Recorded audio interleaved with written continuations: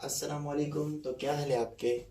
तो जैसा कि आप लोग जानते होंगे कि मैं आपका नया टीचर, कुछ लोगों का पुराना भी होऊंगा। तो शुरू करें। नहीं। तो आज का जो टॉपिक है वो टॉपिक है हमारा फिजिकल क्वांटिटीज। इसकी जो मेन रीज़न है, आपको हर एक की यूनिट याद होनी चाहिए। जब तक आपको किसी फिजिकल क्वांटिटी की यूनिट नहीं याद होगी तब तक आप उसको न्यूमेरिकल में इस्तेमाल नहीं कर सकते। तब तक आप उस इसके बहुत सारे एमसीक्यूज भी आते हैं। तो आपको हर एक फिजिकल क्वांटिटी की यूनिट याद रहनी चाहिए, तो ही आप उसको सॉल्व कर पाओगे या न्यूमेरिकल में इस्तेमाल कर पाओगे। सबसे पहले लेंथ, ब्रेथ, हाइट, डिस्टेंस या डिस्प्लेसमेंट, इन सब की यूनिट होती है मीटर। इसका तो आपको पता ही होगा।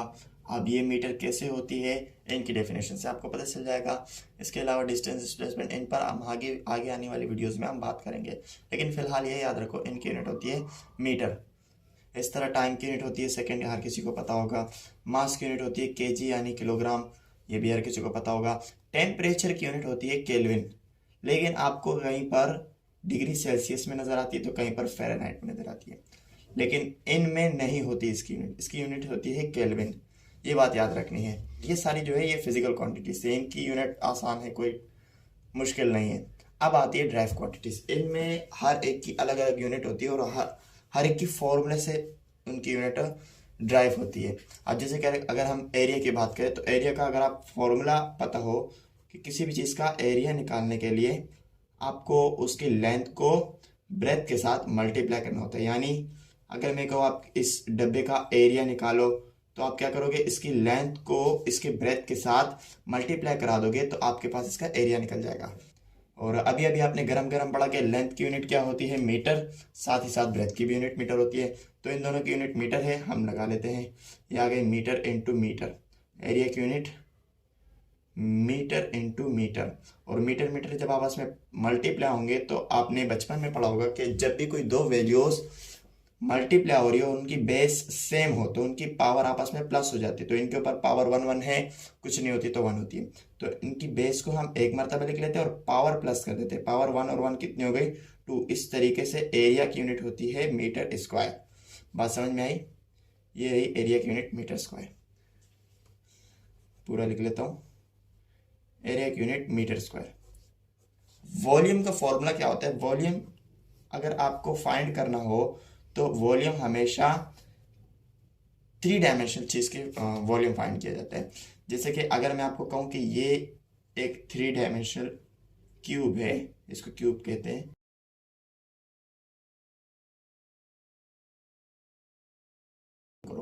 तो वॉल्यूम मालूम करने के लिए आप क्या करोगे, इसकी लेंथ, ब्रेथ और हाइट को आपस में मल्टीप्लाई करा दोगे, आपके पास उसका वॉल्यूम निकल जाएगा।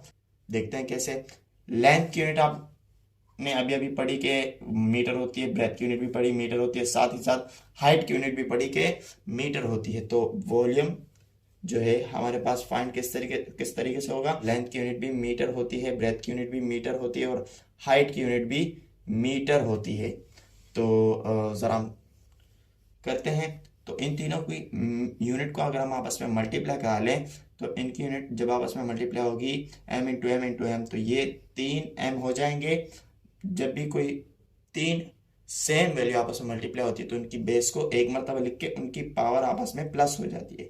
तो ये रहा मीटर क्यूब, इसकी यूनिट क्या हो गई, मीटर क्यूब पावर 3। इस तरीके से इसकी यूनिट होती है।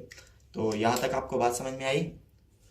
जिसको समझ में नहीं आई मैं क्या करूँगा, वीडियो दोबारा से देख लेना। आपने पढ़ा होगा बचपन में कि स्पीड क्या होता है और वेलोसिटी क्या होता है। स्पीड हमेशा, अगर आप इसके फॉर्मूले में जाओ तो स्पीड का फॉर्मूला या वेलोसिटी का फॉर्मूला होता है, स्पीड या वेलोसिटी का फॉर्मूला क्या होता है, डिस्टेंस अपॉन टाइम या फिर डिस्प्लेसमेंट अपॉन टाइम। दोनों बात एक ही है, कोई इनमें फर्क नहीं है। डिस्टेंस या फिर डिस्प्लेसमेंट को टाइम से डिवाइड करा दो। फॉर्मूले का पता है फायदा क्या है, एक तो आप उसकी यूनिट फाइंड कर सकते हो फॉर्मूले से, दूसरी आप डेफिनेशन भी उसी यूनिट से फाइंड कर, फॉर्मूले से फाइंड कर सकते हो। कैसे, अब देखो स्पीड की अगर हम बात करें, स्पीड क्या है, डिस्टेंस अपॉन टाइम। तो आप क्या कर लो, the ratio between distance and time is called speed, या फिर the ratio between displacement and time is called velocity. इस तरीके से आप आसानी से इसकी डेफिनेशन भी बना सकते हो। तो अगर यूनिट की बात करें तो यूनिट अगर हम इनकी फाइंड करें तो डिस्टेंस या डिस्प्लेसमेंट की यूनिट अभी अभी आपने गरम गरम पढ़ा क्या होती है, मीटर, तो ये रही इसकी जगह मीटर आ गया। और टाइम की यूनिट भी गरम गरम पढ़ा क्या होती है, सेकेंड, तो टाइम की जगह टाइम की यूनिट सेकेंड आ गई। तो इस तरीके से स्पीड या वेलोसिटी की यूनिट होती है मीटर पर सेकेंड। अब अगली आती है एक्सेलरेशन। एक्सेलरेशन किसको कहते हैं? किसी भी बॉडी की एक्सेलरेशन किस तरीके से फाइंड होती है, आप उसकी वेलोसिटी जो है उसको टाइम के साथ डिवाइड कर लो, आपके पास उसकी एक्सेलरेशन निकल जाएगा। ये इसका फॉर्मूला होता है velocity upon time, change in velocity upon time. यही फॉर्मूला आपने पढ़ा है अभी तक, change in velocity upon time. अब इस चीज को आप डेफिनेशन बना सकते हो किस तरीके से, the ratio between change in velocity and time is called acceleration. अब अगर हम इसके यूनिट की बात करें, वेलोसिटी की यूनिट अभी अभी गरम गरम पड़ा क्या होती है, मीटर पर सेकेंड, तो ये इसकी यूनिट आ गई मीटर पर सेकेंड। टाइम की यूनिट क्या होती है, अभी अभी पढ़ा, सेकेंड होती है। ठीक है, अच्छा जी, अब कोई भी दो फ्रैक्शन वाली वैल्यूज आपस में डिवाइड हो रही हो, अब यहाँ सवाल पैदा होता है यहाँ तो फ्रैक्शन है ही नहीं, एक फ्रैक्शन है दूसरी फ्रैक्शन नहीं है, तो दूसरी को हम फ्रैक्शन बना लेते हैं। इसको सादे नहीं बना सकते हैं पर इसको फ्रैक्शन बना सकते हैं। नहीं समझ में आई? चलो मैं आपको एक कहानी सुना देता हूँ, उससे आपको अच्छे तरीके से ये समझ में आ जाएगा। एक दिन आप जा रहे हो रास्ते में, अब वहां आपने देखा एक मजमा लगा हुआ है, रश लगी हुई है, तो आप गए वहां, एंटर हुए, देखा कि वहां दो बंदों की लड़ाई हो रही है। अब लड़ाई कैसे हो रही है, वो दो बंदे जो है आपस में लड़ रहे हैं, पर उनमें मसला क्या है, एक बंदे की एक टांग टूटी हुई है जबकि दूसरा बिल्कुल सेट है। अब आप चाहते हो कि मैं, यानी ये लड़ाई जो है बराबरी की हो, यहाँ बराबरी नहीं है ना, एक की एक टांग है दूसरे की दूसरी टांग है, दूसरे की दो टांग है, तो यहाँ बराबरी की लड़ाई नहीं हुई। तो बराबरी की लड़ाई किस तरीके से आप करोगे, आप क्या कर सकते हो वहां पर, आप वो जो टांग वाला लंगड़ा है उसको आप टांग दे सकते हो? नहीं, लेकिन जो टांग वाला है उसको लंगड़ा कर सकते हो। तो इस तरीके से जो अपॉन वाली यानी फ्रैक्शन वाली वैल्यू तो उसको सादे में नहीं कर सकते, लेकिन सादे को फ्रैक्शन में कर सकते हो। किसी वैल्यू के नीचे कुछ नहीं होता तो वन होता है। अब जब भी कोई दो फ्रैक्शन वाली वैल्यू आ जाए और उनके बीच में बड़ा फ्रैक्शन, तो इसको कहते हैं अब्बू फ्रैक्शन। कौन सा फ्रैक्शन? अब्बू फ्रैक्शन। इसके दो बेटे फ्रैक्शन होते हैं। अब इनसे छोटे फ्रैक्शन में आने के लिए नीचे वाली वैल्यू को हम ऊपर फेंक देते हैं। अब नीचे वाली वैल्यू को ऊपर फेंक तो लोगे, लेकिन इसके एक रूल होता है। रूल क्या है, ऊपर वाली वैल्यू है जैसे है वैसे के वैसे लिखो, लेकिन जो नीचे वाली वैल्यू ऊपर आएगी, नीचे डिवाइड हो रही है ऊपर आके मल्टीप्लाई, तो इनका रूल क्या है कि इनमें वैल्यू आपस में रेसिप्रोकल हो जाएगी।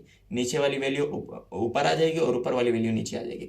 यानी ये जो सेकंड है ये इसके ऊपर है, यहाँ नीचे आ जाएगा, और ये वन यहाँ नीचे यहाँ पर आके ऊपर हो जाएगा। तो इस तरीके से मीटर पर सेकंड यहाँ मल्टीप्लाई हो जाएगा 1/सेकंड से। अब जब हम इसको मल्टीप्लाई करें, मीटर 1 साथ मल्टीप्लाई होगा मीटर हो जाएगा, नीचे सेकंड और सेकंड दो बेस सेम, पावर ऐड हो जाती है, यही कहानी अभी पड़ी।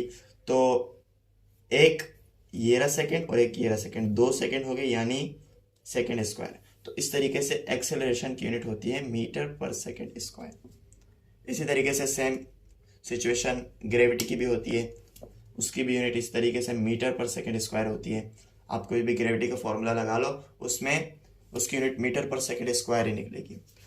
अब आगे आती है फोर्स की कहानी। जैसे ये आपने फॉर्मूला इसका पढ़ा होगा, क्या फॉर्मूला पढ़ा होगा कि फोर्स बराबर है मास इनटू एक्सेलरेशन। यही फॉर्मूला पढ़ा होगा कि फोर्स किसके बराबर है, मास इनटू एक्सेलरेशन। तो मास की अभी अभी गर्म पड़ा, मास की यूनिट क्या होती है, केजी, तो मास की जगह मास की यूनिट केजी आ गई। जबकि एक्सेलरेशन की यूनिट क्या होती है, अभी अभी पढ़ा, मीटर पर सेकंड स्क्वायर होती है। तो इस तरीके से इस फोर्स की यूनिट क्या आ गई, केजी इंटू मीटर पर सेकंड स्क्वायर। अब यहां आपका एक सवाल होगा कि सर हमने तो पढ़ा है न्यूटन होती है, तो न्यूटन भी इसी की यूनिट होती है। अब चूंकि ये फोर्स जो है वो इजाद किया न्यूटन ने, तो हम न्यूटन को थोड़ी इज्जत देने के लिए इस फोर्स की यूनिट हम न्यूटन ले लेते हैं। इस तरीके से प्रेशर की बात आती है। अब प्रेशर की यूनिट क्या होती है, अगर हम प्रेशर की बात करें तो आपने इसका फॉर्मूला पढ़ा होगा, प्रेशर बराबर है फोर्स पर यूनिट एरिया के। प्रेशर किसके बराबर है? फोर्स पर यूनिट एरिया के। फोर्स से मुराद आप एक जगह पर फोर्स लगा रहे हो, वो फोर्स कहलाती है। लेकिन अगर आप उसमें 1 मीटर स्क्वायर के हिस्से पर जितनी फोर्स लग रही है वो फोर्स नहीं कहलाएगी, वो कहलाएगी प्रेशर। ओवरऑल जितनी आप, फॉर एग्जाम्पल मैं यहाँ पर फोर्स लगा रहा हूं पूरी जगह पर, तो वो तो फोर्स है। लेकिन अगर उसमें मैं 1 मीटर स्क्वायर के हिस्से में जितनी फोर्स लग रही है वो फोर्स कहलाएगी प्रेशर। बात समझ में आई? अच्छा जी, इसमें आगे हम डिटेल में जाएंगे, फिलहाल सिर्फ ऊपर ऊपर से समझा रहा हूं कि प्रेशर का फॉर्मूला होता है फोर्स पर यूनिट एरिया। अच्छा, अब फोर्स की यूनिट अभी अभी पढ़ी क्या होती है? किलोग्राम मीटर पर सेकंड स्क्वायर होती है। लेकिन न्यूटन को इज्जत देने के लिए हमने उसकी यूनिट न्यूटन लगाई, ऐसा उसको लगता है, असल में हमने अपनी आसानी के लिए लगाई। तो फोर्स की यूनिट न्यूटन हो गई। एरिया की यूनिट अभी अभी पढ़ी क्या होती है? Metre square. तो इस तरीके से प्रेशर की यूनिट न्यूटन पर मीटर स्क्वायर हो गई। अब चूंकि ये भी थोड़ा बड़ा है, न्यूटन पर मीटर स्क्वायर कितना बड़ा हो गया, तो न्यूटन पर मीटर स्क्वायर ये थोड़ा सा बड़ा हो गया, आपको ऐसा अजीब लग रहा है। तो इस चीज को आसान करने के लिए हमने क्या कर दिया, इस न्यूटन पर मीटर स्क्वायर को, चूंकि ये प्रेशर की कहानी हमें पास्कल ने बताई थी, तो हमने इस न्यूटन पर मीटर स्क्वायर को बराबर कर दिया पास्कल के। क्यों? उसको इज्जत देने के लिए, ऐसा उसको लगता है। असल में हमने अपनी आसानी के लिए किया। यहां तक समझ में आई बात कहानी? आगे बढ़े? अच्छा जी, चलो आगे बढ़ते हैं। तो आगे हमारे पास 3 चीजें रह गई, एक है मोमेंटम, एक है वर्क या एनर्जी, हीट, एनर्जी और हीट की बात कर लो, और इसके साथ साथ एक है नंबर ऑफ मोल। इन तीनों की बात अब हम करेंगे। सबसे पहले आते हैं मोमेंटम पर। तो the product of mass and velocity is called momentum. अब ये बात जो मैंने आपको बताई ये फॉर्मूले में मेंशन है, तो इसी तरीके से डेफिनेशन भी फॉर्मूले से ड्राइव हो जाती है। यानी ये क्या है? मल्टीप्लाई। मल्टीप्लाई क्या कहते हैं? प्रोडक्ट। तो the product of mass and velocity is called momentum. Momentum को पी से शो किया जाता है। तो इस तरीके से इसकी आसान सी डेफिनेशन क्या आ गई? The product of mass and velocity is called momentum. बात समझ में आई? अब इसकी यूनिट की बात अगर हम करें तो मास की यूनिट क्या होती है? केजी। यही होती है भाई, अभी पढ़ा कि मास की यूनिट क्या होती है? केजी। एक मतलब आपको दिखा देता हूं, ये देख लो, मास की यूनिट क्या है? केजी। वेलोसिटी की यूनिट क्या होती है? मीटर पर सेकेंड। यही यूनिट होती है। तो इन दोनों का प्रोडक्ट क्या हो गया? ये मोमेंटम की यूनिट हो गई। मोमेंटम की यूनिट क्या हो गई? किलोग्राम इंटू मीटर पर सेकेंड, ये इसकी यूनिट हो गई। लेकिन अब यहाँ क्या कहोगे? अब यहाँ आप कहोगे सर हमने तो इसकी यूनिट पढ़ी है न्यूटन सेकेंड। यही पढ़ी है भाई। मैं क्या करता हूँ? Multiply and divide by second. मैंने मल्टीप्लाई भी सेकंड से कर लिया और डिवाइड भी सेकंड से कर लिया। फिजिकली आपको लग रहा है थोड़ी चेंज हुई, लेकिन अगर हम इसमें इंटरनली देखें तो सेकंड से सेकंड कैंसिल हो जाएगा, दोबारा वही चीज बन रही है। तो मैथ का रूल आपने पढ़ा होगा कि जिस चीज को जैसे भी लिखो जुड़ने के बाद दोबारा वही बननी चाहिए। जुड़ने के बाद दोबारा वही बननी, सेकंड से सेकंड मल्टीप्लाई हो जाएगा, दोबारा वही चीज बन जाएगी। तो यहां अगर हम सेकंड्स, अब ये क्या आ गया?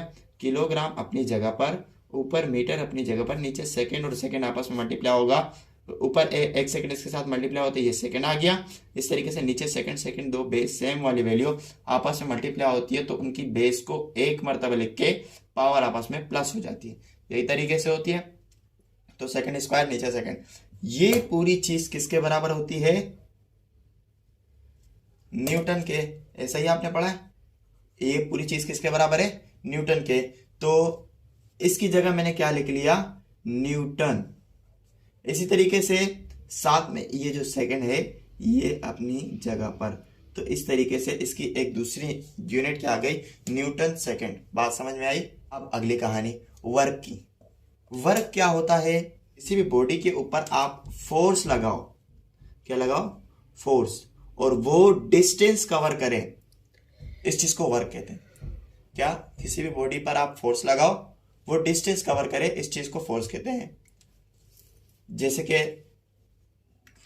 मैंने ये बाम उठाया, इस चीज पर मैंने फोर्स लगाई और इसने डिस्टेंस कवर किया, इस चीज को कहते हैं वर्क।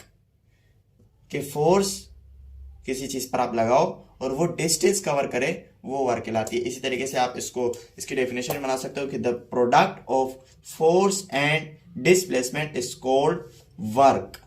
तो अगर हम इसके यूनिट पर बात करें तो फोर्स की यूनिट आपने पढ़ी क्या होती है, न्यूटन। इसी तरीके से डिस्प्लेसमेंट की यूनिट क्या पढ़ी है, मीटर। क्या है, न्यूटन मीटर। अब चूंकि ये थोड़ा मुश्किल लग रहा होगा आपको, तो मैं क्या कर लेता हूं, चूंकि ये वर्क का कॉन्सेप्ट हमें दिया था जूल ने, चाचा जूल ने। किसने, चाचा जूल ने। तो इसने हमें इस वर्क का कॉन्सेप्ट दिया था। तो इस न्यूटन मीटर को हम कह देते हैं जूल। उसको इज्जत देने के लिए हमने इसकी यूनिट क्या लगा दी, जूल। ऐसा उसको लगता है, असल में अपने फायदे के लिए, यानी हमें थोड़ी सी आसानी हो। तो इस तरीके से वर्क की यूनिट एक आ जाती है जूल, यानी सिर्फ जे। वर्क की कहानी समझ में आई। इसी तरीके से एनर्जी की यूनिट भी जूल होती है और हीट की यूनिट भी जूल होती है। अब अगली कहानी आती है नंबर ऑफ मोल्स की। नंबर ऑफ मोल्स आपने इसकी यूनिट पढ़ी होगी, मोल। ये यूनिट पढ़ी होगी। अब ये इसकी यूनिट मोल कैसे है, देखो जरा। केमिस्ट्री में आपने इसका फॉर्मूला पढ़ा होगा, क्या है, number of mole is equal to mass in gram over molecular mass. यही फॉर्मूला पढ़ा होगा। जबकि मास की यूनिट होती है केजी, साथ ही साथ मोलिकुलर मास की यूनिट क्या होती है, मोलिकुलर मास की यूनिट होती है केजी पर मोल। यहाँ भी सेम वही सिचुएशन आ गई कि दो अपाउन वाली फ्रैक्शन, बीच में बड़ा अपाउन आ जाए। यहाँ एक अपाउन में, दूसरी अपाउन में नहीं है, तो हम इसको दूसरी भी अपाउन में कर देते हैं। यहाँ केजी इसके नीचे कुछ नहीं है तो 1, इसके नीचे फिर केजी पर मोल आ गया। अब इन दोनों को आपस में डिवाइड हो रहे हैं, दो फ्रैक्शन आपस में किसी फ्रैक्शन में आ रहा हो तो उसको कहते हैं अब्बू फ्रैक्शन। अब्बू फ्रैक्शन से बेटे फ्रैक्शन में आने के लिए नीचे वाली वैल्यू को ऊपर ट्रांसफर कर लो। और ट्रांसफर किस तरीके से होता है कि केजी अपॉन 1 अपनी जगह पर, ये ऊपर ट्रांसफर होगा तो ऊपर वाली वैल्यू इसमें नीचे आ जाएगी, ऊपर वाली वैल्यू नीचे आ जाएगी और नीचे वाली वैल्यू ऊपर चली जाएगी। तो इस तरीके से आपकी केजी से केजी कैंसिल हो गया, केजी से केजी कैंसिल हो गया, 1 मोल से मल्टीप्लाई होकर मोल आ जाएगा और नीचे 1 और 1 आपस में मल्टीप्लाई होकर 1 और नीचे वाला 1 हम शो नहीं करते। इस तरीके से इसकी यूनिट आती है मोल।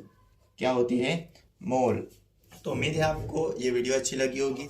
अगर वीडियो अच्छी लगी हो तो लाइक करो, अगर वीडियो अच्छी नहीं लगी हो तो भी लाइक करना। अच्छा, जो चीज़ समझ में नहीं आई, जो सवाल है कमेंट में सवाल पूछ सकते हो। मेरा कमेंट बॉक्स आपके लिए पड़ा हुआ है, आप जो जो सवाल पूछना चाहते हो आप पूछ सकते हो। भर दो पूरे कमेंट बॉक्स को। Bye bye.